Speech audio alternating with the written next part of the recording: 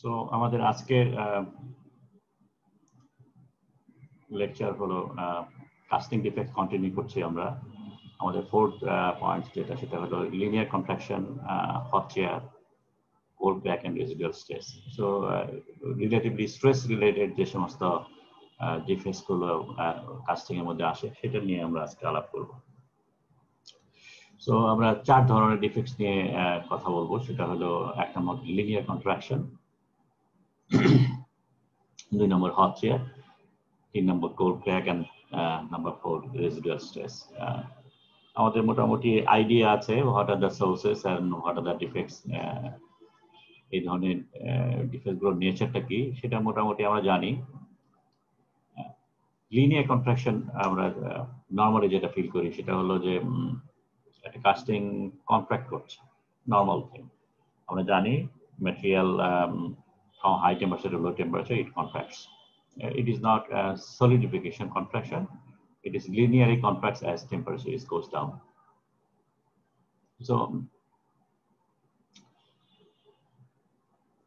এই কন্ট্রাকশনটা নেচারটা ডিপেন্ড করে কাস্টিং কিভাবে কুল করছে, অর্থাৎ সলিডিফিকেশন কিভাবে হচ্ছে। ফর এক্সাম্পল আমরা দেখেছি যে দুইটা মোডে কাস্টিং সলিডিফিকেশন, একটা হলো যেটা হলো শর্ট ফ্রিজিং এর জন্য একটা স্কিন ফর্ম করে এবং স্কিনটা আস্তে আস্তে প্রোগ্রেস করে।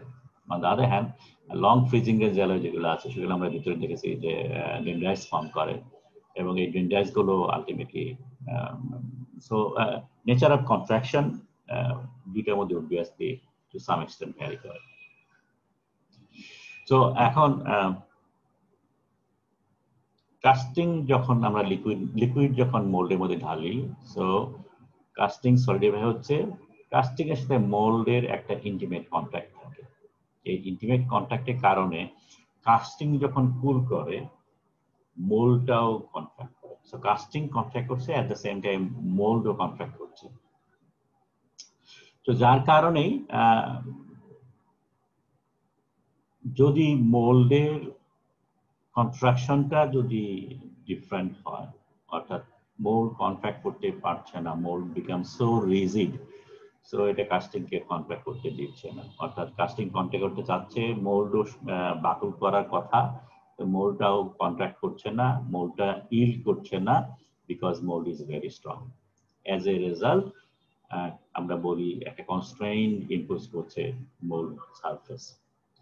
সো রেজাল্টেন্ট যেটা হচ্ছে যে একটা কাস্টিং ডিউরিং কন্ট্রাকশন একটা হতে পারে যে একদম থরলি পুরা সাইজ জুড়ে ইউনিফর্মলি কন্ট্রাক্ট করছে, এটা হতে পারে যে এটা টোটাল কাস্টিংটা আন্ডার সাইজ হয়ে গেল।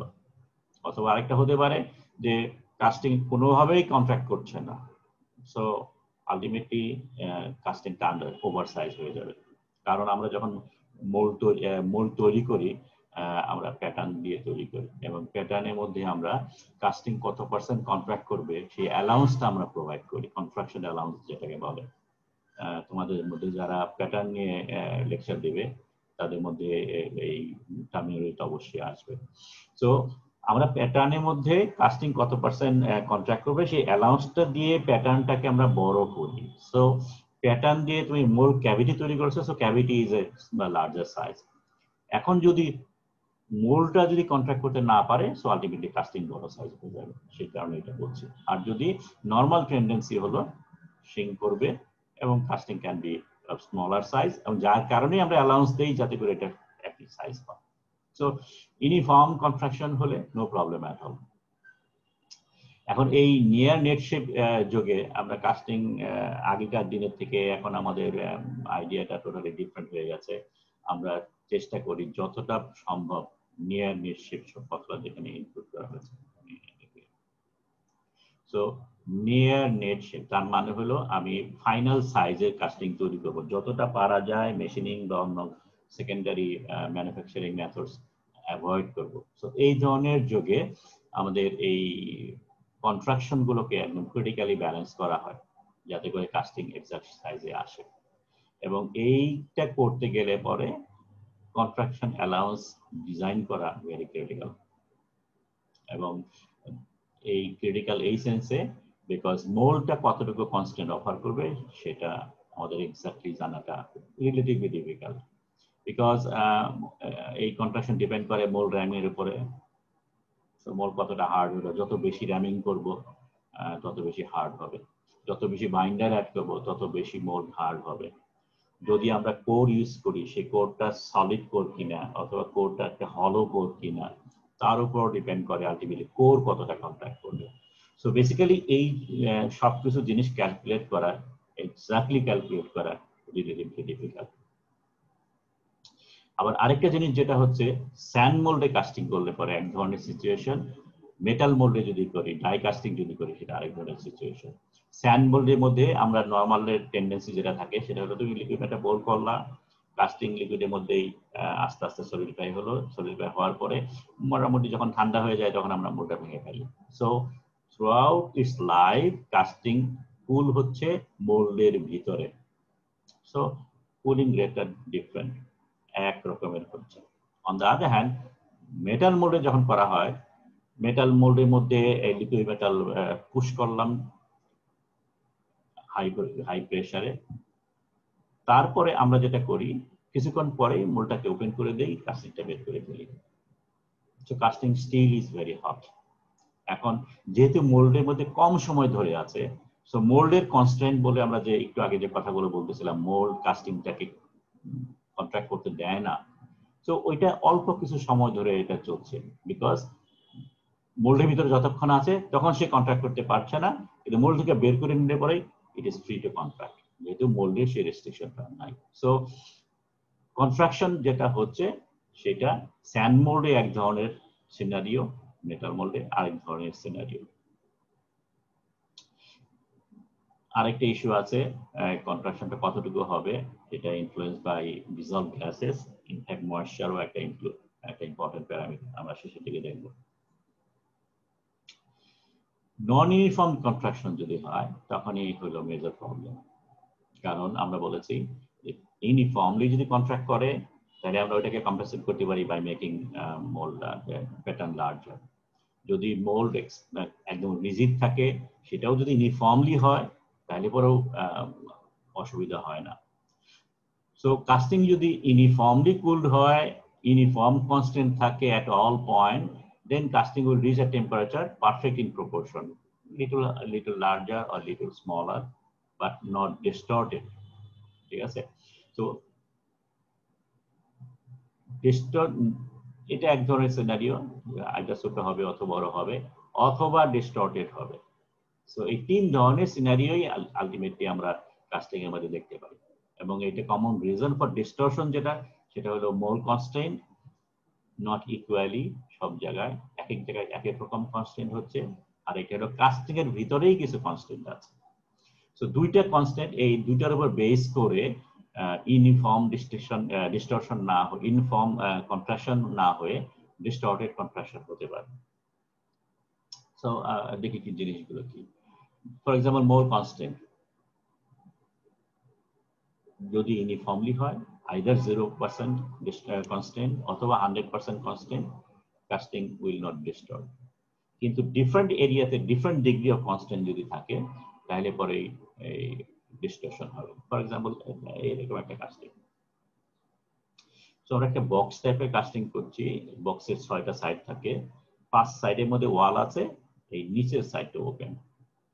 এই ধরনের যদি একটা কাস্টিং করা হয় তখন এই হরাইজন্টাল পার্টটা এটা as if there is no constraint, so সেটা নিজে তার ইচ্ছা মতো সুইং করার চেষ্টা করবে। On the other hand vertical part যেটা আছে, সেই ভার্টিক্যাল পার্টে বিকজ অফ দিস ওয়ান সে একটা কনস্ট্যান্ট ফিল করবে, সে তার নিজের ইচ্ছা মতো তখন সে সুইং করতে পারবে। সো অ্যাজ এ রেজাল্ট যেটা হবে একটা কম্প্রোমাইজ হবে। So casting will be bend, এই জায়গাটায় মোটামুটি তার এক্সাক্ট ডাইমেনশন হবে, অন্য জায়গায় ডিফারেন্ট ওয়েতে হবে। তো এই যে ডিফারেন্ট জায়গায় এই লাইনের মধ্যে কনস্ট্যান্ট ম্যাক্সিমাম, এই জায়গার মধ্যে constant minimum, as a result এই ডিফারেন্সিয়াল কনস্ট্যান্টের কারণে কাস্টিং উইল বি ডিস্টর্টেড। আরেকটা এক্সাম্পল এখানে আমরা দেখাচ্ছি যে কাস্টিং এর মধ্যে যে এই গেটিং সিস্টেম যেটা দিচ্ছে সেটাও টু সাম ডিগ্রি ডিস্টরশন করতে পারে। যেমন এখানে একটা টি শেপের কাস্টিং আছে, সো এই একটা হরাইজন্টাল পার্ট, এখানে একটা টির মতো আছে। সো এটার বাঁ দিকে আমাদের গেটিং সিস্টেম গুলো আছে, স্ক্রু, এখানে স্ক্রু বেস, এখানে ছোট্ট একটা রানারের মতো আছে, তারপরে গেজ আছে। এখন এই কাস্টিংটা লিকুইড মেটাল যখন সলিডিফাই হলো, কাস্টিং যখন কন্ট্রাক্ট করতে চাচ্ছে, তখন এই কন্ট্রাক্ট করা মানে এদিকে যাচ্ছে, এটা এদিকে যাচ্ছে। সো এই সারফেসের মেটালটা ভিতর দিকে সে ফ্রিলি কন্ট্রাক্ট করছে, কিন্তু এইটার কন্ট্রাক্ট বিকজ অফ দিস ওয়াল, এখানে মোল্ড আছে, সো এই জায়গায় মোল্ড আছে, যদি মোল্ডটা রিজিড হয় এরপরে এইটা আর এদিকে যেতে পারবে না। সো এই জায়গাটায় সে একটা কন্ট্রাকশন কনস্ট্যান্ট এক্সপেরিয়েন্স করবে। সিমিলারলি এইটা এদিকে করতে পারবে না বিকজ অফ দিস ওয়ান, এই সারফেস এবং এই সারফেসের কারণে এটা এদিকে দেখো, এদিকে কন্ট্রাক্ট হয়েছে, এখানে স্ক্রুর মধ্যেও দেখানো হচ্ছে একটু সরে গেছে। সো এদিকে কন্ট্রাক্ট করছে, কিন্তু বিকজ অফ দিস সারফেস এটা এদিকে কন্ট্রাক্ট করতে পারবে না। সো এই জায়গাটার মধ্যে সে কনস্ট্যান্ট এক্সপেরিয়েন্স করছে। অ্যাজ এ রেজাল্ট সাধারণত এই সমস্ত জায়গায়, যেহেতু এখানে স্মল সেকশন আছে, এই জায়গাটার মধ্যে ক্র্যাক ইনিশিয়েট করে। অন দ্য আদার হ্যান্ড, যদি আমি এটাকে জাস্ট উল্টে দিতাম, যদি আমি গেটিং সিস্টেমটা এখানে দিতাম, এই জায়গাটা ফ্রি, সো এই জায়গা থেকে এদিকে কন্ট্রাক্ট করছে, এই জায়গাটায় সে কন্ট্রাকশন রেস্ট্রেন্ট হবে, কিন্তু এই জায়গাটা free. As a result most of the contraction এই সমস্ত সারফেস থেকে হবে, সো ফ্রিলি সে এদিকে কন্ট্রাক্ট করতে পারবে। So casting more or less sound casting হবে। তো এখানে কোনো distortion এখানে এক্সপেরিয়েন্স করবে না। So depending on the feeding system or gating system, কোথায় প্লেসমেন্ট করা হচ্ছে, মোল্ড কনস্ট্যান্টটা এক এক জায়গায় এক এক রকম ইম্পোজ করছে। সো এইটা একটা ডিস্টর্টেড ফ্রি কাস্টিং হবে, যদিও এটা লম্বায় সাইজে ছোট হবে, কারণ এটা ডিস্টর্শন হবে, এখানে ফ্র্যাকচার হতে পারে, কিন্তু এটা শেয়ার মানে ছোট হতে পারবে না, এটা তার এক্সাক্ট সাইজে থাকবে। সেখানে it will suffer highly stressed condition or fracture in this point. So in more complex casting, the effect of geometry is hard to predict. So it is এই সমস্ত সিনারিও যদি হয়, যে সমস্ত জায়গায় ডিস্টরশন হওয়ার সম্ভাবনা আছে, তখন একটা জিগসাম ফিক্সার দিয়ে এটাকে স্ট্রেট করে ধরে রাখার একটা ব্যবস্থা করা হয় কমপ্লেক্স কাস্টিং এ। কারণ একই ধরনের কাস্টিং একই সাইজে, এক সারফেস একই রকম, যেহেতু ডিস্টরশন হতে পারে, সো এটাকে রিজিডলি ধরে রাখার জন্য ব্যবস্থা করা হয়। সো স্ট্রেটিং জিগস বলে ফিক্সার ইউজ করা হয়, যাতে করে একটা পাশ ধরে রাখা হয়। কাস্টিং কনস্ট্যান্ট কাকে বলে? তার মানে যদি মোল্ডটা কোন রকমের কনস্ট্যান্ট নাও দেয়, তারপরেও কাস্টিং ডিস্টর্টেড হতে পারে because of constant impose by the casting itself. আমরা একটা এক্সাম্পল দিই এখানে। সো এই ধরনের একটা কাস্টিং আছে, একটা মোটা একটা সেকশন আছে, একটা চিকন একটা সেকশন আছে। সো হোয়াট উইল হ্যাপেন, যেহেতু এখানে চিকন একটা সেকশন আছে, so it will solidify very quickly. Solidify যখন, কিন্তু এখানে যেহেতু থিকার সেকশন আছে, এটা এখনো মোটামুটি লিকুইডাস স্টেজে আছে, অথবা অনেক হাই টেম্পারেচার আছে, so it is relatively soft. এখন যখন এইটা সলিড হয়ে গেছে অলরেডি, এটা এখনো লিকুইড স্টেজে আছে, অথবা very high temperature close to solidification টেম্পারেচারের মধ্যে আছে, এখন এটা যদি কন্ট্রাক্ট করতে চায়, তখন এইখানে সে একটা টেনসাইল ফোর্স কাজ করে। তার মানে এটা এই জায়গাটা কন্ট্রাক্ট করার জন্য এইটাকে এদিকে একটা টেনসাইল ফোর্স কাজ করে। যদি এইটা এই টেনসাইল ফোর্সের মাধ্যমে যদি ছিঁড়ে না যায়, তাহলে যেটা হবে যে এটা তখন একটা বেন্ড হয়ে যাবে। এটা টেনসাইল বিকজ অফ দিস, এটাকে আর কন্ট্রাক্ট করতে দিবে না, এটা ধরে রাখবে, as a result it will bend. So এখানে যেটা হচ্ছে, because of the difference in cross section, cooling rate different, এবং এই কুলিং রেট ডিফারেন্ট হওয়ার কারণে মোটা সেকশন দেরিতে সলিডিফাই হয়, এবং ইউজুয়ালি সেই জায়গাটার মধ্যেই ফ্র্যাকচার ডেভেলপ করে। আরেকটা জিনিস ঘটে, এক্স্যাক্টলি সিমিলার থিং এখানে যেটা হয়, সেটা হলো মাঝখানে যে রিব যেটা আছে, সেই রিবটা ইউজুয়ালি হটার থাকে। কেন ইউজুয়ালি হটার থাকে? বিকজ তার চারিদিকে কি বলে এটাকে, লিকুইড আছে। সো চারিদিকে লিকুইড থাকার কারণে এই জায়গার স্যান্ড গুলো রিলেটিভলি হট থাকে, সো এটা দেরিতে সলিডিফাই হয়। অন দ্য আদার হ্যান্ড এটা চারিদিকে স্যান্ড মল যেটা আছে সেটা ভেরি কুইকলি সলিডিফাই। তো এই জায়গাগুলো আগে সলিডিফাই হয়, এটা লিকুইফাই, এটা সলিডিফাই দেরিতে। এজ এ রেজাল্ট এইটা যে যখন কন্ট্রাক্ট করা শুরু করে এখানে টেনসাইল ফোর্স কাজ করে। সো ইউজুয়ালি এইটার আইদার এখানে অথবা এখানে, সো মাঝখানে মেম্বার যেটা আছে সেটা ক্র্যাক করে। সো এটা হলো কাস্টিং এর মধ্যে যদি কোনো কনস্ট্রেন্ট থাকে because of the either this situation or this situation, casting can fail. আরেকটা ইন্টারেস্টিং এক্সাম্পল সেটা হলো বক্স শেপের কাস্টিং যদি করা হয়। চিকন একটা ফ্রেম আছে, মোটা একটা ফ্রেম আছে। সো সিমিলার সিনারিও এখানে যেটা হয় যে যেহেতু এটা আগে সলিডিফাই হয়ে গেছে এবং ভেরি থিন, এটা দেরিতে সলিডিফাই হয়। তো এই কনট্রাকশনটা যখন এক্সপিরিয়েন্স করা শুরু করে, এই মোটা flat thin section cool first, subsequent late contraction of heavier rib causes the face to buckle. So এইটা যখন পরে কন্ট্রাক্ট করা শুরু করে তখন এই এই চিকন পার্টটা, এখানকার চিকন পার্টটা বিকজ অফ দিস ওয়ান এটা বাকল করা শুরু করে। তো আলটিমেটলি যখন ফাইনাল কাস্টিং হয়ে যায় এটা এই ধরনের বেন্ড হয়ে যায়, এটা এই ধরনের বেন্ড হয়ে যায় এবং এটাকে আর ঠিক করার কোনো উপায় থাকে না, বিকজ এটা যখন ঠিক করতে যাবা এই পাশটা বেন্ড হয়ে যায়, এটা ঠিক করতে গেলে এই পাশটা বেন্ড হয়ে যায়। So this is called oil distortion. এবং কেউ কিছু বলছো? ওকে, সো এই ধরনের বক্সগুলোকে স্ট্রেট করতে গেলে পরে এই মাঝখানে কোর যেটা আছে সেটা উইকার করতে হয় যাতে করে এই কন্ট্রাকশন গুলো অ্যালাউ করা যায়।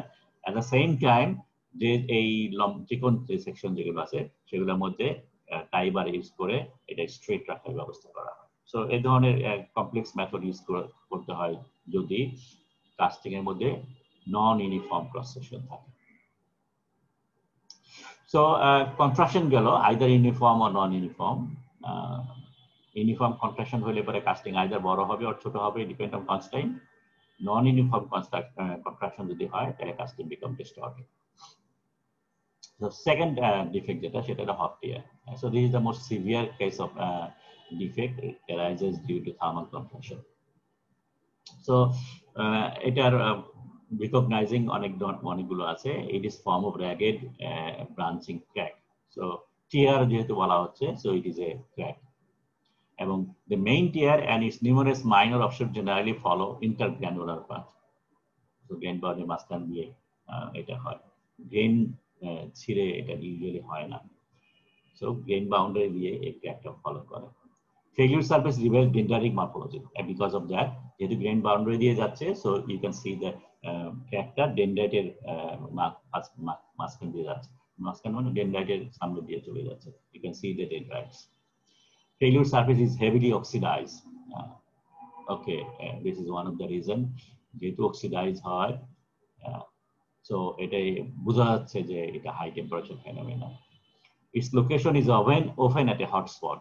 অবশ্যই ক্র্যাকটা ইউজুয়ালি হটস্পটের মধ্যে হয়। হটস্পট মানে হলো যে জায়গায় লিকুইড আছে, so last liquid to solidify সেই জায়গায় ইউজুয়ালি হয়। And where contraction strain forms adjoining extensive thinner section part. So যেখানে স্ট্রেইনটা কনসেন্ট্রেট হয়, it doesn't appear under the apparently identical conditions.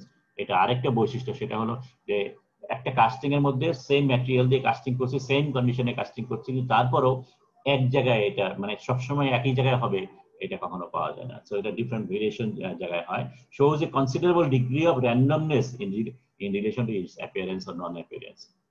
The defect is highly specific to certain alloys. This is another point. কিছু কিছু অ্যালয়ের মধ্যে একদম totally free of hot টিয়ার, কিন্তু কিছু কিছু অ্যালয়ের মধ্যে হট টিয়ার ছাড়া কাস্টিং করা ভেরি ডিফিকাল্ট। সো এটা হলো মোটামুটি ভাবে হট টিয়ারের কিছু ক্যারেক্টারিস্টিক্স। আমরা এই ছবি আগে দেখেছি। So these are the cracks. So this is the tear, এখানে দেখা যাচ্ছে, এখানে কিছু tear দেখা যাচ্ছে। So this is known as hot tear. So it is a characteristic of tear, তার মানে ছিঁড়ে গেছে, এবং কোনো জিনিস ছিঁড়ে যায় যখন আমরা টেনে ছিঁড়ি, তাই তো? So it is a uniaxial tensile failure. So এটা one directional failure, not three-dimensional failure. ঠিক আছে? সো এটা একদিকে টেনে আমরা ছিঁড়ে ফেলছি as it. So those theories will explain the weakening of the fabric of casting along interdendritic and gain boundary rim solidification like the video. So ultimately যে সমস্ত মেকানিজমের মাধ্যমে কাস্টিং এর গ্রেন বাউন্ডারিতে উইকনেস ডেভেলপ করে সেই সমস্ত মেকানিজম গুলোই responsible for a tear. Feeding প্রবলেমের কারণে যে স্ট্রেস জেনারেট করে inside a casting at all not responsible. কেন? বিকজ ফিডিং প্রবলেমের জন্য যে হাইড্রোস্ট্যাটিক স্ট্রেস জেনারেট করে দ্যাট ইজ 3 ডাইমেনশনাল, এবং 3 ডাইমেনশনাল কারণে কাস্টিং এর মধ্যে যে ডিফেক্ট জেনারেট করে সেটা হলো পরোসিটি অর ক্যাভিটি। ঠিক আছে, it is not a tear. So tear হয় আগে বলেছি যে it is uniaxial, one dimensional or two one dimensional, yes exactly one dimensional. On the other hand feeding এর জন্য যে স্ট্রেস জেনারেট করে ইনএফিশিয়েন্ট ফিডিং যদি হয় সেই স্ট্রেসটা হয় 3 ডাইমেনশনাল স্ট্রেস, এবং তার জন্য আমরা দেখেছি পোর ডেভেলপ করে। So it must be understood in terms of initiation by exceeding certain critical. আরেকটা মেথড যেটা হচ্ছে সেটা হলো যেহেতু টিয়ার হচ্ছে বিকজ অফ দ্য স্ট্রেস, তার মানে there must be a critical stress. তার মানে এই ক্রিটিক্যাল স্ট্রেস ওভারকাম করলে পরেই টিয়ারটা হচ্ছে, ম্যাটেরিয়াল ওটা নিতে পারছে না। তো তিনটা জিনিস এখানে মনে রাখতে হবে। এক নম্বর হলো যে সমস্ত মেকানিজমের মাধ্যমে গ্রেন বাউন্ডারিতে উইকনেস ডেভেলপ করে, কারণ আমরা একটু আগে বলেছি যে এটা গ্রেন বাউন্ডারি বরাবর যায়, সুতরাং যে মেকানিজমে গ্রেন বাউন্ডারি উইকনেস ডেভেলপ করে সেই মেকানিজম গুলোই রেসপন্সিবল ফর টিয়ার। 2 নম্বর হলো যে হাইড্রোস্ট্যাটিক স্ট্রেস যেটা ডেভেলপ করে ডিউ টু ফিডিং প্রবলেম, সেটা এটার মধ্যে মোটেই রেসপন্সিবল না। এবং 3 নম্বর হলো যেহেতু এটা ফেইলিউরটা হয় বিকজ অফ এ স্ট্রেস, তার মানে there must be present a critical stress. So একটা ম্যাটেরিয়ালের জন্য অবশ্যই একটা ক্রিটিক্যাল স্ট্রেস ভ্যালু থাকবে, যার বাইরে স্ট্রেস চলে গেলে পরে ফেইলিউরটা হবে। Okay, so there are many factors responsible for hot tear. আমরা যদি এক এক করে দেখি, 1 নম্বর গ্রেন বাউন্ডারি ওয়েটিং। যেহেতু গ্রেন বাউন্ডারি আমরা মনে রাখতে হবে যে গ্রেন বাউন্ডারিটা উইকনেস কিভাবে হচ্ছে।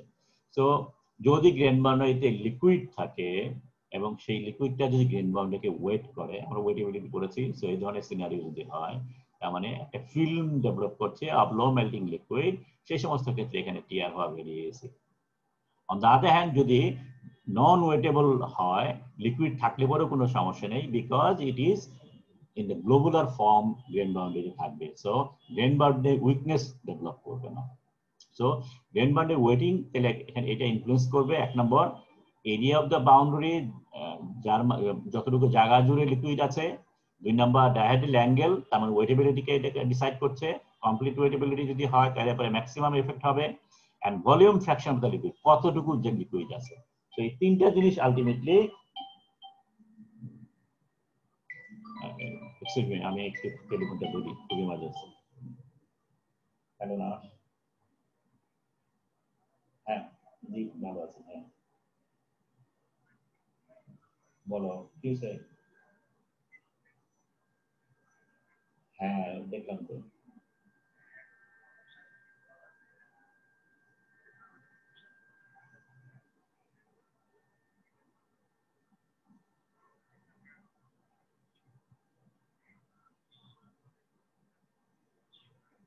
আচ্ছা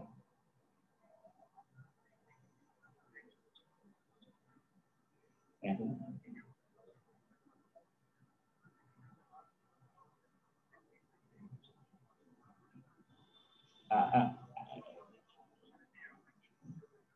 নমস্কার, আমি এখন একটা ক্লাসে আছি, হ্যাঁ ক্লাস নিচ্ছি।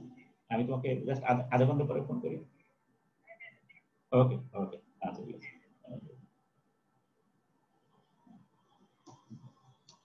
সরি, তারপরে তিনটা গ্রেন বাউন্ডারি ওয়েটিং যেটা আছে, তিনটা ফ্যাক্টর রেসপন্সিবল। একটা হলো কতটুকু জায়গা জুড়ে লিকুইড আছে, কত পার্সেন্ট লিকুইড আছে, এবং কতটুকু ওয়েটেবিলিটি আছে। সো এই তিনটা আলটিমেটলি ডিসাইড করে গ্রেন বাউন্ডারি ওয়েটিং কত অ্যামাউন্ট, কত ডিগ্রি হবে, এবং সেটা কতভাবে হট টিয়ারকে ইনফ্লুয়েন্স করবে।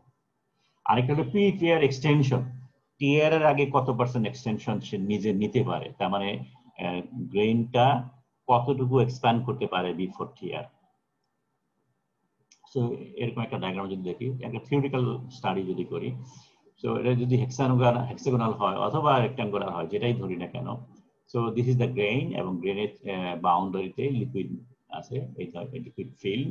লিকুইড ফিল্মের অফ থিকনেস হলো বি, এবং গ্রেইনের ডায়ামিটার বা থিকনেস যেটাই বলি না কেন সেটা যদি এ হয়, তাহলে পরে প্রি-টিয়ার এক্সটেনশন যেটা হচ্ছে সেটা can be calculated as b by a. So b হলো ফিল্মের থিকনেস, লিকুইড ফিল্মের থিকনেস, আর এ হলো টোটাল গ্রেইনের সাইজ। 3 ডাইমেনশনাল যদি চিন্তা করি তাহলে বি বাই এটা অ্যাপ্রক্সিমেটলি এফ বাই 3, 3 দিকে যেতে হচ্ছে, এফ হলো volume fraction of the liquid.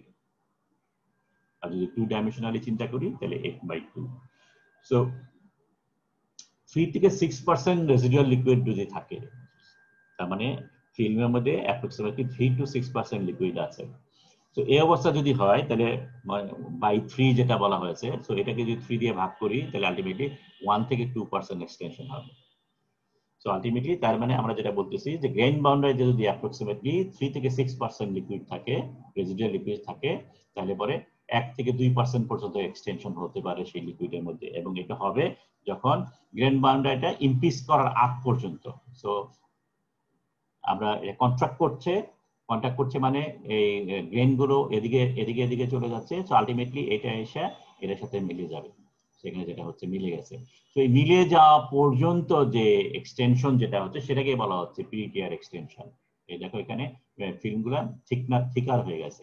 ওই থিকার কতটুকু পর্যন্ত হইলো, মানে থিকার এখনো ক্র্যাক ডেভেলপ করে নাই, ডেভেলপ করার আগ পর্যন্ত কতটুকু এক্সটেনশন হলো সেটাকে বলা হচ্ছে pre-tear extension, and that is approximately b by a. এবং সেটা এখানে একটা রাফ ক্যালকুলেশন দেখানো হচ্ছে, যদি লিকুইড 3 থেকে 6% থাকে গ্রেইন বাউন্ডারিতে, তাহলে পরে 1 থেকে 2% পর্যন্ত টিয়ার হতে পারে।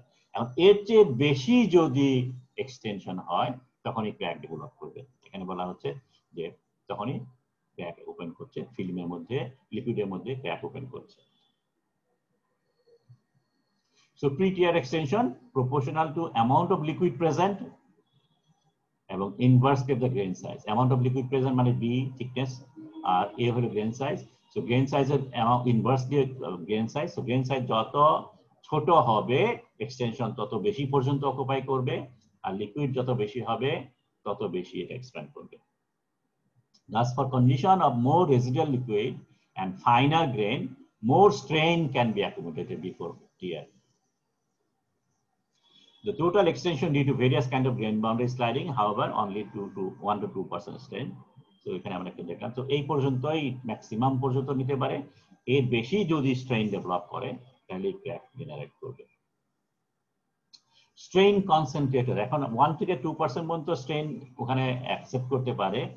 কতটুকু স্ট্রেইন ডেভেলপ করলো ম্যাটেরিয়ালের মধ্যে সেটা অ্যাপ্রক্সিমেটলি আমরা জানি যে আলফা ইনটু ডেল্টা টি।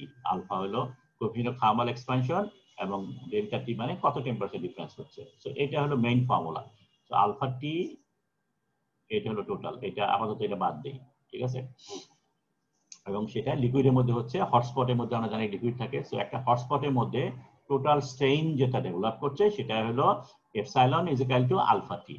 এখন প্রবলেম হচ্ছে যে স্ট্রেইন কনসেন্ট্রেট করে ইন এ হটস্পট, এবং সেই কনসেন্ট্রেশনের লেভেলটা হলো L by L, capital L by এল।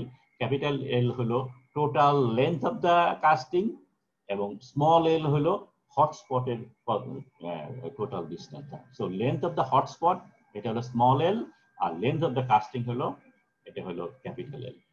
তার মানে এই ফ্যাক্টর দেখে বোঝা যাচ্ছে যে হটস্পটের লেন্থ যত ছোট হবে স্ট্রেন কনসেন্ট্রেশন তত বাড়বে। সো এল বাই এল রেশিওটা তত বাড়বে। On the other hand length of the casting যত ছোট হবে স্ট্রেন কনসেন্ট্রেশন তত কমবে। So for a casting 300 millimeter long and the hotspot at one end is approximately 30 millimeter. So calculate একটা scenario, একটা কাস্টিং 300 মিলিমিটার লম্বা এবং এখানে একটা হটস্পট হয়েছে, সেই হটস্পট হলো 30 মিলিমিটার। সো 330 দিয়ে ভাগ যদি করি তাহলে রাফলি দাঁড়াচ্ছে 10 গুণ। তার মানে স্ট্রেইন যতটা হওয়ার কথা ছিল বিকজ অফ টেম্পারেচার ডিফারেন্স সেটা 10 গুণ বেড়ে যাবে। তার মানে আমরা বলতেছি যে এই যে 1 থেকে 2% পর্যন্ত অ্যাকসেপ্ট করতে পারে, এর চেয়ে কমও যদি স্ট্রেইন ওখানে ডেভেলপ করে because of this alpha t, Because of this factor, this total strain developed can be multiplied many more times. So problem strain concentration at the hotspot depends upon, তাহলে এটা কার উপর ডিপেন্ড করছে? এক নম্বর হলো amount of strain concentrated, সেটা depend করতেছে size of the casting and size of the hotspot, আরেকটি হলো temperature. So total strain develop, সেটা হলো এক নম্বর টেম্পারেচারের উপরে ফর পার্টিকুলার ম্যাটেরিয়াল, আলফা যদি কনস্ট্যান্ট যদি ধরি অথবা আলফা কনস্ট্যান্ট যদি না ধরি, তাহলে পরে টোটাল স্ট্রেন ডেভেলপ করে depending on the alpha value, depending on the temperature value, and depending on this ratio, and this ratio depends on size of the casting and size of the hotspot. Example, for aluminum casting শুধু আলফাটি যদি ধরি, সেটা হয় alpha হলো অ্যালুমিনিয়ামের জন্য 20 × 10⁻⁶, 100 degree ডিফারেন্সের জন্য তাহলে আসে 0.002 or 0.2%, অনলি 0.2%। খেয়াল করো, তার মানে একটু আগে আমরা যেটা বলেছি যে 1 থেকে 2% পর্যন্ত প্রি টিয়ার এক্সটেনশন হইতে পারে, অ্যালাউ করতে পারে বিফোর ক্র্যাক। তার মানে এখানে টোটাল এক্সটেনশন হচ্ছে অনলি अबाउट 0.2%। কাস্টিংটা নিতে পারে 1 থেকে 1.2%, এখানে অনলি 0.2%, সরি 1 থেকে 2% একটু আগে বলেছি। তো তার মানে কাস্টিং উইল বি সেফ, কোনো রকমের টিয়ার এখানে হবে না। কিন্তু প্রবলেম হলো দিস ফ্যাক্টর। সো একটা হটস্পটের মধ্যে স্ট্রেন কনসেন্ট্রেশন যদি 10 থেকে 100 গুণ হয়, তাহলে এই 0.2টা 2 থেকে 20% পর্যন্ত হতে পারে। So total strain developed because of this concentrated factor can be 2 and 20%, এবং 2 থেকে 20% তার মানে হলো যে প্রি টিয়ার এক্সটেনশন আমরা যেটা বললাম 1 থেকে 2%, তার চেয়ে অনেক বড়। as a result the casting will be cracked, so hot tear will appear. So তাহলে পরে আরেকটা পয়েন্ট সেটা হলো গ্রেন সাইজ কত বড়, সেটাও একটা ইম্পর্টেন্ট ইস্যু। গ্রেন সাইজের সাথে গ্রেন বাউন্ডারি যদি আমরা চিন্তা করি, তাহলে total strain per grain boundary সেটা যদি ধরি, তার মানে এখানে যে ফর্মুলা আমরা পেয়েছিলাম alpha delta t l by small l, সেটাকে যদি গ্রেন বাউন্ডারিতে ভাগ করি, গ্রেন বাউন্ডারি হলো এল বাই এ, তাহলে পরে total strain per grain boundary সেটা আসে হলো alpha delta t l a by l square. এখন এটাকে যদি আমি ফ্যাক্টর গুলো চিন্তা করি, ডেল্টা টি যত ছোট হবে তত স্ট্রেন কম হবে, সাইজ অফ দ্য কাস্টিং যত ছোট হবে তত স্ট্রেন ছোট হবে, সাইজ অফ দ্য গ্রেইন যত ছোট হবে তত স্ট্রেন কমবে। On the other hand size of the hotspot যত ছোট হবে, সাইজ অফ দ্য হটস্পট যত ছোট হবে, এটা তত কি হবে, এটা তত বড় হবে। So hotspot length is the most important parameter, that is so এটা যদি ছোট হয় অর্ধেক হয়, সরি এটা যত ছোট হবে তত এটা বড় হবে, এটা যত বড় হবে এটা তত ছোট হবে। তার মানে মনে করো একটা কাস্টিং আছে, সেই কাস্টিং এর মধ্যে যদি একটা হটস্পট তৈরি হয়, তাহলে L by capital L by L রেশিওটা অনেক বড় হবে। কিন্তু যদি মনে করো একটা কাস্টিং এর মাঝখানে একটা ফিডার দিলাম, মাঝখানে ফিডার দিলে তাহলে কি হচ্ছে, ভার্চুয়ালি আমি কাস্টিংকে 2 ভাগে ভাগ করে দিলাম। এক নম্বর ক্যাপিটাল এলটাও ছোট হলো এবং হটস্পটও যতটুকু ছিল সেটাকে আমি অর্ধেক করে দিলাম। সো আমি হটস্পট গুলো যত ছোট ছোট জায়গায় ভাগ করে ফেলতে পারবো, তাই তো জিনিসটা সেটাই হচ্ছে। তো এটা যদি যত বড় হবে, এটা যত বড় হবে তত ছোট হবে, reduce the strain.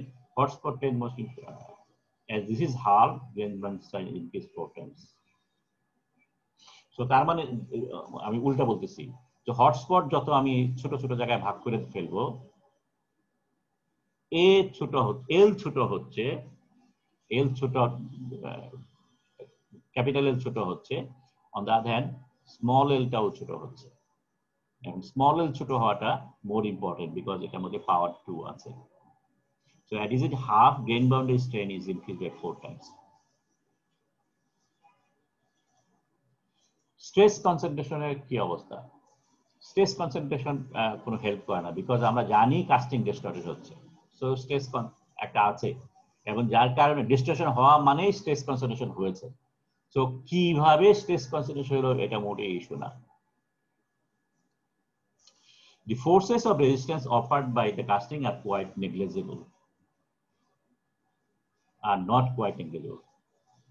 খেয়াল করো 20 থেকে 20 by 20 মিলিমিটার সেকশনের একটা কাস্টিং, এটা ফেল করতে অ্যাপ্রক্সিমেটলি 50 নিউটন লোড লাগে। So stress is about 0.1 megapascal. একটা সেকশন যার ক্রস সেকশন 20 by 20 মিলিমিটার, সেটা ফেল করতে গেলে পরে আনুমানিক 50 নিউটন লোড লাগবে for aluminium. So stress is about 0.1 megapascal. এখন এই অ্যালুমিনিয়াম অ্যালয়ের স্ট্রেংথের কথা যদি চিন্তা করি, রুম টেম্পারেচারে স্ট্রেংথ হলো 200 এর বেশি, 500 ডিগ্রি সেন্টিগ্রেডে এটা 12 মেগাপাস্কেল, সলিডাস টেম্পারেচারে এটার স্ট্রেংথ হলো 2 মেগাপাস্কেল। তার মানে ইভেন এট সলিডাস টেম্পারেচার যে স্ট্রেসটা আছে সেটা more than enough to compensate the stress. কিন্তু খেয়াল করো solid with 20% liquid fraction stress become 0%, 0 ampere. তার মানে একটা পিওর সলিড যার মধ্যে কোনো লিকুইড ম্যাটেরিয়াল মানে গ্রেন বাউন্ডারিতে কোনো লিকুইড ফিল্ম নাই, কোনো লিকুইড নাই, সেই সমস্ত ক্ষেত্রে casting is strong enough to compensate the stress concentrated in the casting. যতটা স্ট্রেস কনসেন্ট্রেটেড হচ্ছে সেটার জন্য কাস্টিং কখনো টিয়ার হওয়ার সম্ভাবনা নাই, because it can compensate even at the liquidus temperature. যখনই কাস্টিং এর গ্রেন বাউন্ডারিতে লিকুইড ফিল্ম থাকে তখনই তার স্ট্রেস ডিক্লাইন শার্পলি এবং তখনই ক্র্যাকটা ইনিশিয়েট করে। সো হাইড্রোস্ট্যাটিক স্ট্রেসের কথা আমরা আগে বলেছি, যেটা মোটেই ইম্পর্টেন্ট ইস্যু না, বিকজ এটা স্ট্রেসের সাথে টিআর এর সাথে কোনো সম্পর্ক নাই। আরেকটা জিনিস হলো আমরা বলেছিলাম যে অক্সাইড ফিল্ম দেখা গেছে, তার মানে the creep of solid at high temperature depend on rate of strain. So যেহেতু এটা বেসিক্যালি ক্রিপের কারণে হচ্ছে, সো রেট অফ স্ট্রেইনটাও একটা ইস্যু। যত ফাস্ট রেটে স্ট্রেইন ডেভেলপ করব ক্র্যাক তত ফাস্টার হবে, যত স্লোলি স্ট্রেইন ডেভেলপ করবে তত এটা অ্যাকোমোডেট করতে পারবে, সো টিয়ার তো হওয়ার সম্ভাবনা তত কম হবে।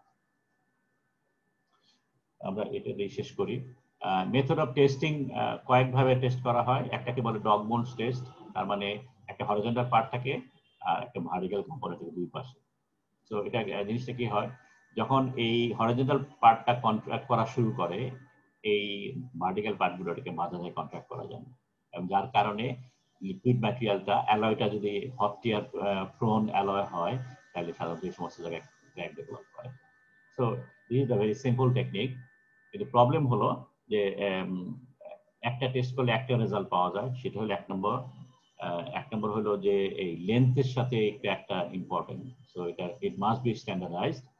দুই নম্বর হলো যেহেতু volume of the material is very limited, সুতরাং stress distribution in the hotspot not uniform. So এটা মোটামুটি কিছু ডিসক্রিপেন্সি জেনারেট করে। আরেকটা কমন মেথড যেটা, সেটা হলো ring test. This is the most popular one. সেটা হলো একটা অ্যানুলাস টাইপের একটা কাস্টিং করা হয়, একটা সিলিন্ড্রিক্যাল টাইপের কাস্টিং, এবং একটা কোর থাকে, সেটা হলো স্টিলের একটা কোর। সো স্টিলের একটা সিলিন্ডার ভিতরে থাকে, কোর হিসাবে দেওয়া থাকে এবং লিকুইড মেটাল পোর করা হয়। সো এর চারিদিকে একটা রিং টাইপের কাস্টিং জেনারেট করে। এখন কাস্টিংটা যখন কন্ট্রাক্ট করা শুরু করে, সলিডিফিকেশন কন্ট্রাক্ট, যেহেতু very thin section, solidification contraction করা শুরু করে, কিন্তু কোর যেহেতু স্টিলের সে তখনও এক্সপান্ড করছে। So because of this casting can crack. এখানে এটা বিভিন্ন জায়গায় এই ধরনের ক্র্যাক ডেভেলপ করে। So this is the very severe type of stress generate করে। সো যদিও এটা দিয়ে খুব ইজিলি বোঝা যায়, কিন্তু প্রবলেম আছে কিছু। সেটা হলো যে এগেইন আগের মতোই, যেহেতু থিন সেকশন হয়, যার জন্য স্ট্রেস ডিস্ট্রিবিউশন এটা ইউনিফর্মলি ডেভেলপ করে না। So casting wise data vary করে। এট দ্য সেম টাইম যেহেতু মোস্ট সিভিয়ার স্ট্রেস জেনারেট করে, অ্যাজ এ রেজাল্ট আমরা যে অ্যালয়টা হট টিয়ার প্রোন অ্যালয় কিনা সেটার জন্য টেস্ট করছি, দেখা যায় যে অ্যালয়টা হট টিয়ার প্রোন না, সে সমস্ত অ্যালয়ের মধ্যেও এই ক্র্যাক জেনারেট করে, because of severe or extreme stress develop here. তো এই ধরনের রং রেজাল্ট সামটাইমস এখান থেকে পাওয়া যায়। মেথড অফ কন্ট্রোল কিভাবে হট টিয়ার করে, কিছু ডুজ এন্ড ডোন্ট ডুজ কথা আছে। এক নম্বর, শার্প কর্নার দেওয়া যাবে না, ইট ইজ অবভিয়াস, কারণ শার্প কর্নারের মধ্যে স্ট্রেস কনসেন্ট্রেশন করে। সো স্ট্রেট জয়েন্টের সাথে hot joint, do not provide straight joint between two potential hotspot. So hotspot এর মধ্যে straight joint যাতে না থাকে, length of the casting যাতে বড় না হয়. Do curves, so যতটা পারা যায় কার্ভ করা, রিডিউস করা বিভিন্ন জায়গায়। গেট যেটা দিবা সেই গেটটাও যেন ভার্টিক্যালি না হয়, ওখানেও যেন কার্ভ থাকে। সো অ্যাঙ্গেল স্টিফেনার রিভস দিয়ে মোটামুটি ভাবে স্ট্রেনটাকে অ্যাকোমোডেট করার ব্যবস্থা করা যাতে করে এটা কন্ট্রাক্ট না করে। Do remove rapidly any internal steel cores in gravity, so যতটা পারা যায় তাড়াতাড়ি কোরটাকে সরিয়ে ফেলা যাতে করে লেটার স্টেজে যে স্ট্রেস ডেভেলপ করে সেটা যাতে না হয়। Flashes of fins can be major source of casting constraint. So তার মানে ফ্ল্যাশ এবং ফিনের কথা নিশ্চয়ই তোমরা জানো, সেটা হলো কাস্টিং এর দুইটা হাফের মাঝখান দিয়ে যদি লিকুইড মুভ করে যায় সেটাকে বলে ফ্ল্যাশ অর ফিন। সো এটা যেহেতু থিকনেস কম থাকে খুব কুইকলি সলিডিফাই হয় এবং এটা তখন একটা স্ট্রেংথ ডেভেলপ করে। সো এই জিনিসগুলো দেখতে হবে ইমিডিয়েটলি আপনার কাস্টিং যাতে তাড়াতাড়ি এটা কেটে ফেলা যায়। সো কন্ট্রাকশনটা যাতে না হয়, differential contraction. Chilling always sometimes help করে, কারণ যেহেতু এটা হটস্পটের সাথে অ্যাসোসিয়েটেড, টিয়ার হয় হটস্পটের মধ্যে, সুতরাং হটস্পট যাতে না হয় তার ব্যবস্থা করা। তার মানে যে সমস্ত জায়গায় মোটা ক্রস সেকশন আছে সেখানে চিল দিয়ে এটাকে তাড়াতাড়ি কুল করা যাতে there is no hotspot there. Reduce constant reduce করার জন্য বাইন্ডার আমরা কমায় দেবো যাতে করে মোল্ড বিকাম সফটওয়্যার। উইকেনিং কোডটাকেও আমরা বাইন্ডার কমাই দেবো, অথবা সামটাইমস কাস্টিং বড় হলে স্টিল কোড ইউজ করা হয়, স্টিল দিয়ে তার চারিদিকে স্যান্ড দেওয়া হয়। সো ওই ধরনের জিনিসটাও অ্যাভয়েড করবো যাতে করে কোডটাও সফট হয়। Early removal of the casting if is possible, not if it is not possible. So early removal casting often cause extra stress, কারণ কাস্টিং এর ভিতরে থাকলে পরে আস্তে আস্তে শরীর বের হয়, তাড়াতাড়ি বের করে দিলে পরে তাড়াতাড়ি ঠান্ডা হয়। সো এটা করা যাবে। ব্র্যাকেটস দেওয়া, যেমন আগেই বলেছি, ব্র্যাকেটস দিলে পরে মোটামুটি চিলিং ইফেক্ট হয়। সো যদিও এটা not less effective. So bracket এটাকে আটকে রাখে, at the same time chilling effect sometimes দিতে পারে। গ্রেন ডিফাইনিং, সো আমরা গ্রেন সাইজ এ যেটা ছিল উপরে ফর্মুলার মধ্যে, এ যত ছোট হবে তত গ্রেন ডিফাইনিং করবে, কিন্তু খেয়াল করতে হবে যে গ্রেন ডিফাইন স্মল গ্রেন যদি হয় ক্র্যাকটাও স্মল হয়, অ্যাজ এ রেজাল্ট ক্র্যাক নিউক্লিয়েশনও ভেরি ফাস্টার রেটে হয়। সো এটাও খেয়াল করতে হবে। Casting temperature delta T difference যত বেশি হবে তত আমরা জানি টিআর বেশি হচ্ছে। So reducing casting temperature will help. Alloying, that is another one issue. আমরা বলেছি যে কিছু অ্যালয় হট টিয়ার বেশি হয়, কোনো অ্যালয়ের মধ্যে হট টিয়ার এক্স্যাক্টলি হয় না। সেই জিনিসটা কোনটা? যে অ্যালয়ের মধ্যে গ্রেন বাউন্ডারিতে লিকুইড ফিল্ম ডেভেলপ করে। ফর এক্সাম্পল স্টিলের বেলায় আমরা বলেছি স্টিলের মধ্যে সালফার পরিমাণ কম থাকতে হবে। কেন থাকতে হবে? Because iron sulphide low melting point eutectic তৈরি করে। সো এটা গ্রেন বাউন্ডারিতে ফিল্মের আকারে জমা হয়। সো এই ধরনের সিনারিওর জন্য আমরা বলছি যে সালফার কম থাকতে হবে, এবং এটা অল্টারনেটলি যেটা বলছি ম্যাঙ্গানিজ বাড়ায় দিতে হবে যাতে করে আয়রন সালফাইড না হয়ে ম্যাঙ্গানিজ সালফাইড হয়। ম্যাঙ্গানিজ সালফাইড সাধারণত প্রিসিপিটেট আকারে জমা হয়, নট লিকুইড ফিল্ম আকারে জমা হয়। So alloying sometimes helps. Reducing contracting length, so casting এর সাইজ ছোট করে দেওয়া এবং increasing total length of hotspot. So হটস্পটের লেন্থ বড় করে দেওয়া, সো এল বড় করে দেওয়া মানে নিচে এল আছে, সো টোটাল এপসাইলন ছোট হয়ে যাবে, কন্ট্রাক্টিং লেন্থ ছোট করে দেওয়া। সো আজকে এই পর্যন্ত রাখি, যেহেতু টাইম বেশি হয়ে গেছে, আমরা পরে এটা কন্টিনিউ করব। So any question?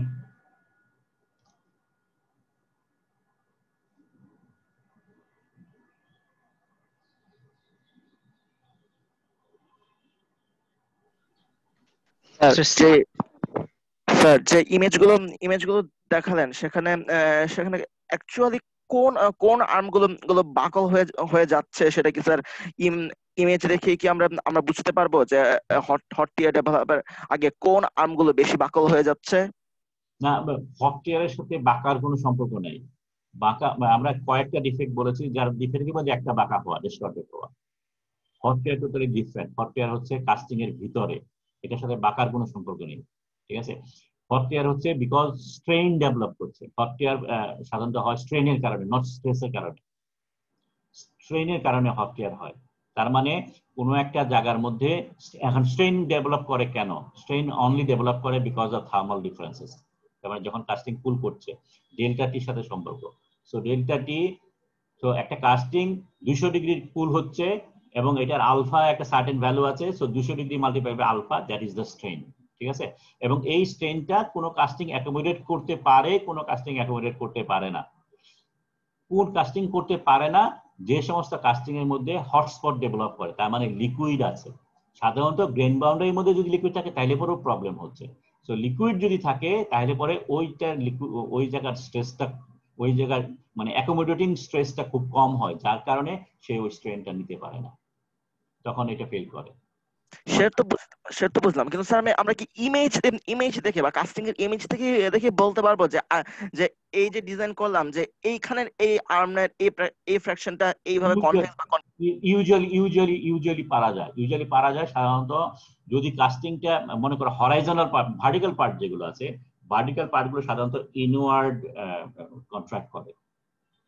হরাইজনাল পার্ট যেটা আছে সেটা নিচের দিকে কন্ট্রাক্ট করতে চায়, কিন্তু সামটাইমস করতে পারে, কিন্তু করতে পারে না। So basically straight forward, vertical part inward contract করে, হরাইজনাল পার্ট এটাও কাস্টিং এর দিকে ইনওয়ার্ড কন্ট্রাক্ট করে। কিন্তু যদি কাস্টিং কার্ভ থাকে, মনে করো একটা সারফেসটা গোল, ঠিক আছে, একটা সারফেস আছে এরকম, একটা সারফেস আছে মনে করো উল্টা দিকে বলি, একটা এই সারফেসটা, সো অলওয়েজ এটা ভিতর দিকে হচ্ছে। সো এই পাশটা যদি এরকম থাকে, এক পাশে যদি এরকম থাকে, তার মানে কাস্টিং এদিকে বাড়বে, আর যদি এদিকে থাকে তাহলে কাস্টিং এদিকে ছোট হবে। স্যার লাস্ট পয়েন্টটি বুঝলাম না। এক নম্বর হলো মনে করো রেক্টাঙ্গুলার ব্লক, ঠিক আছে, স্কোয়ার। স্কোয়ার যদি থাকে ভার্টিক্যাল, এটা ভিতর দিকে কন্ট্রাক্ট করবে, ইট ইজ ফিক্সড, এটা অলওয়েজ ভার্টিক্যালি কন্ট্রাক্ট করে।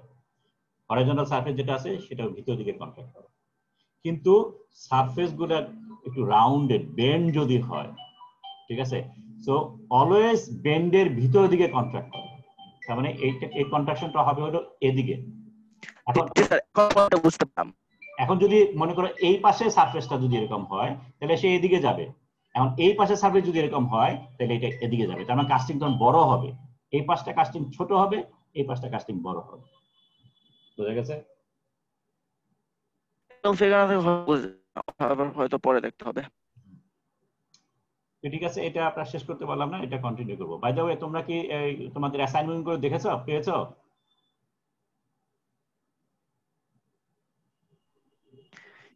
Yes sir. ওকে, এখন আমাদের আরেকটা ক্লাস টেস্ট বাকি আছে। আমরা এই আজকে এটা শেষ হলো না মনে হয়, আমরা বুধবারে এই ডিফেক্টটা শেষ করব। ডিফেক্টটা শেষ হয়ে গেলে পরে আমরা প্রবাবলি আগামী সপ্তাহে অথবা পরের সপ্তাহে এই ডিফেক্টস এর উপরে একটা এমসিকিউ কুইজ নেব, ঠিক আছে? So quiz 2, it will be in the MCQ form. আমরা দেখি বুধবারে আমরা ডেট, এক্সাক্ট ডেট বলে দেবো। ওকে, তাহলে আজকে শেষ করি। See you then.